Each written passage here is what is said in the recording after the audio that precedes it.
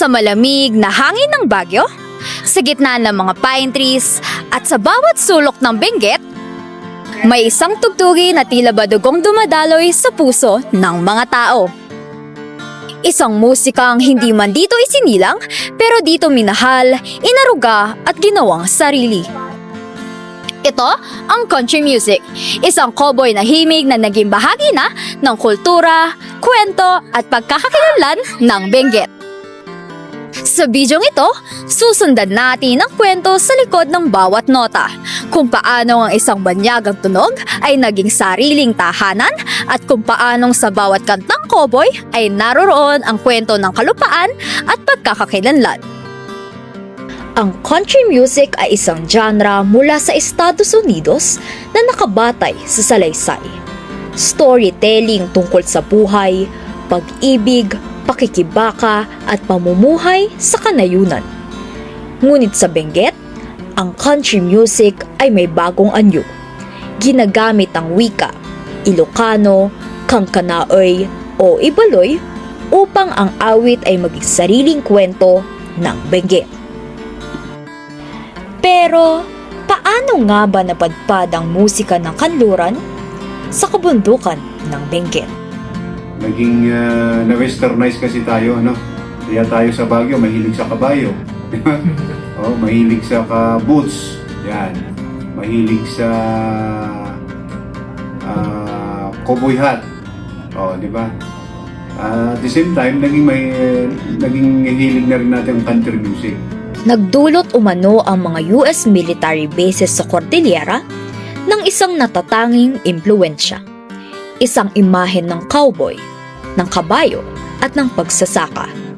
At lahat ng ito ay napasok sa kultura ng mga taga Baguio at Benguet na nagsilbing daluyan upang madiskubre at manatili ang country music ng kanluran sa lugar na ito.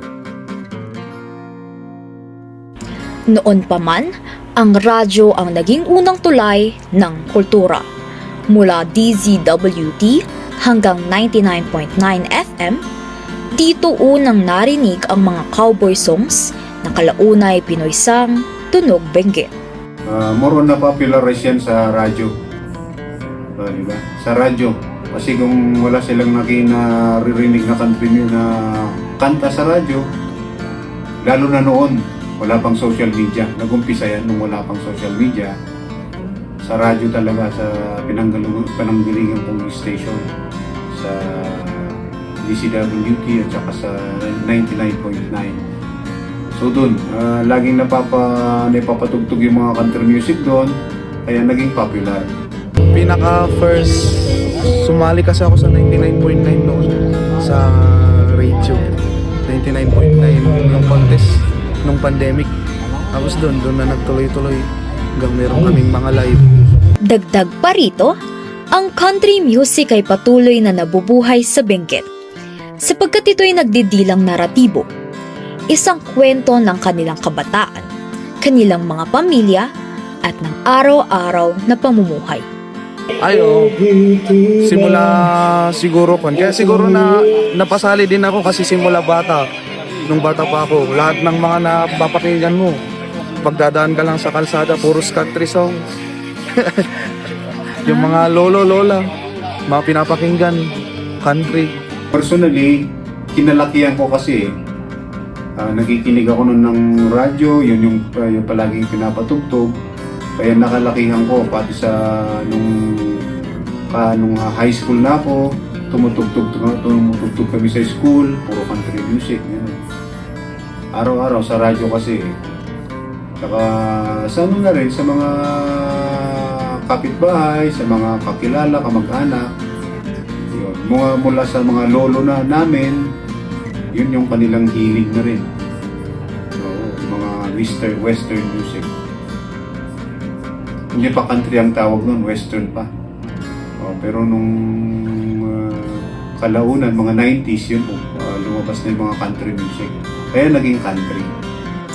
Ngunit ang tanong, paano nagiging personal ang country music sa mga taga-Benguet kung ang wika ng karamihan sa mga kanta ay nasa Ingles?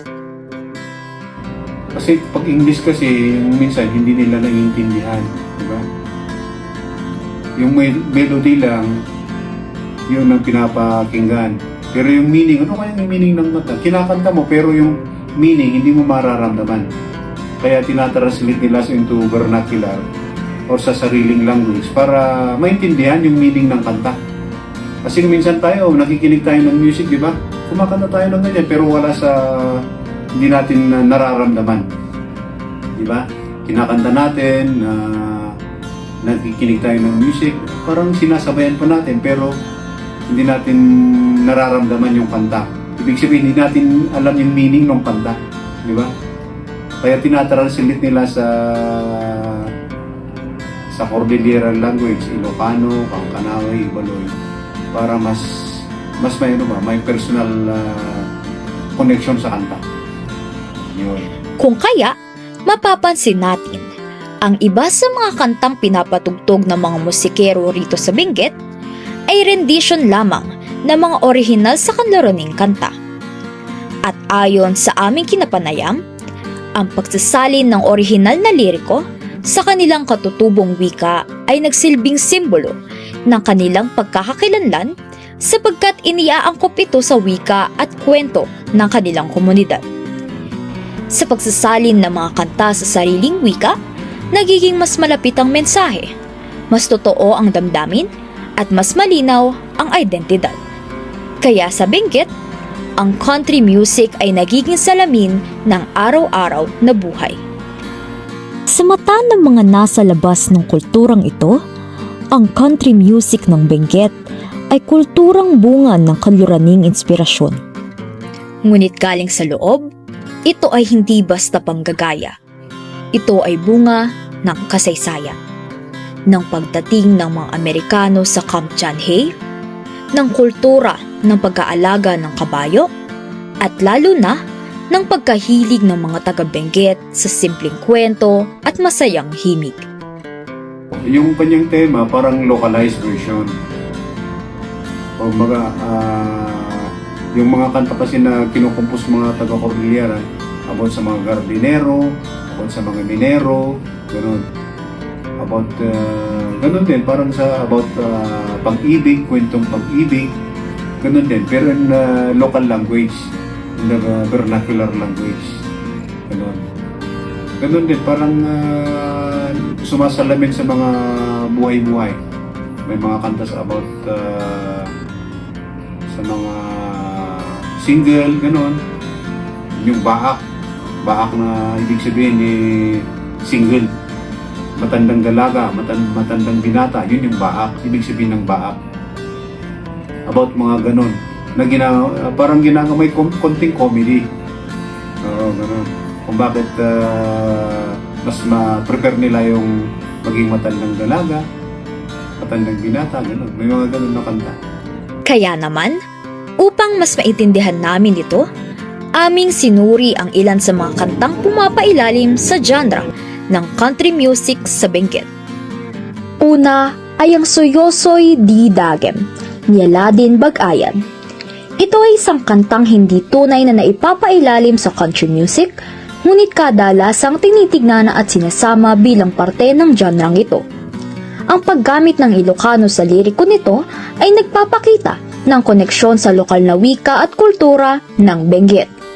Ang salitang gayem o kaibigan at kabunian o Mount Kabunian na ipinangalan galing sa kanilang Diyos ay nagpapahayag ng ugnayan ng tao sa kanilang kapwa at sa espiritual na mundo na mahalaga sa kanilang pamumuhay.